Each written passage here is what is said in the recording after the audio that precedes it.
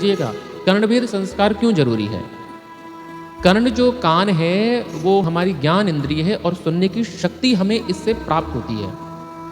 और ये कहते हैं छठे या 16वें महीने में कान छिद जाना चाहिए, ये ज़रूरी होता है।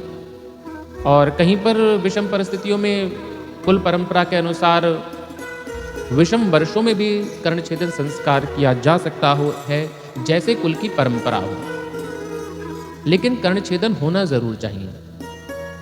कहते हैं जिस पुरुष का कर्णछेदन ना हो वह पितरों को तृप्त नहीं कर सकता, उनकी श्राद्ध पद्धति को नहीं कर सकता, क्योंकि जब कर्ण के छिद्र के द्वारा सूर्य की किरण उसमें पड़ती हैं तो शरीर का तेज बढ़ता है और उसी के द्वारा मस्तिष्क भी तेज होता है, क्योंकि कान का संबंध जो होता है वो मस्तिष्क से सबसे नजदीक का होता है।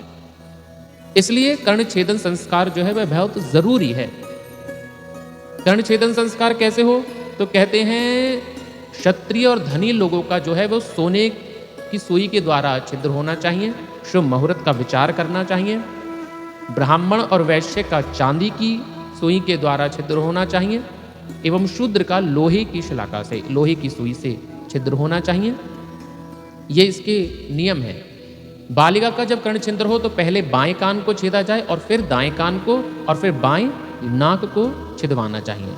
और यदि बालक है तो पहले दायां कान और फिर बायां कान। नाक पुरुष लोगों को नहीं छिदवानी चाहिए।